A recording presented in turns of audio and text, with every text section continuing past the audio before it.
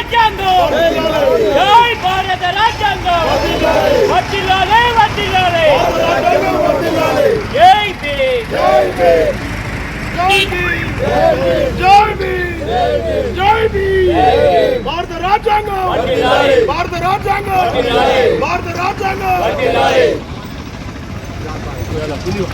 వారి యొక్క ఆశయం భారత రాజ్యాంగం నిర్మాణం వరకు ఆయన శ్రమించి మరి ఈరోజు ఆ భారత రాజ్యాంగాన్ని ఆమోదించిన రోజు.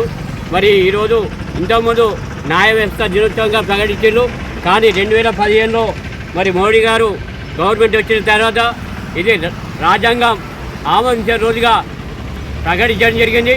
ఆ రోజు నుంచి ఈ రోజు వరకు మరి ప్రతి 26 నవంబర్ 26 అంటే 26 డేటు కాదు, మరి భారతదేశానికే కాకుండా ప్రపంచ దేశాలు కూడా తల ఎత్తుకొని ఉండే విధంగా మన భారత రాజ్యాంగాన్ని రచించడం జరిగింది. అంబేద్కర్ గారు 2 సంవత్సరాల 11 నెలల 18 రోజులు శ్రమించి ఈ యొక్క రాజ్యాంగం రచించడం జరిగింది.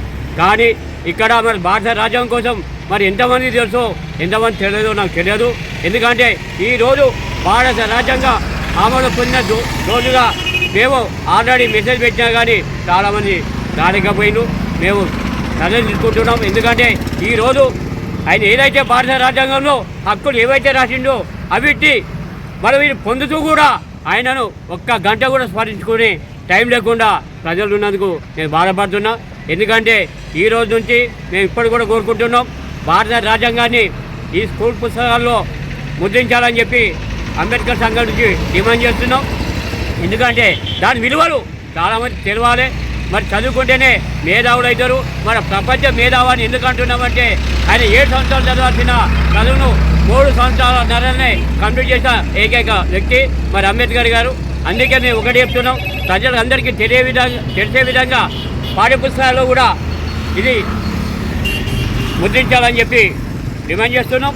అంతేకాకుండా మరి ఈ భారత రాజ్యాంగంలో ఆర్టికల్స్ 448 ఆర్టికల్స్ ఉంటాయి. మరి అట్లనే 12 షెడ్యూల్ కులాలు ఉంటాయి. మరి అదేవిధంగా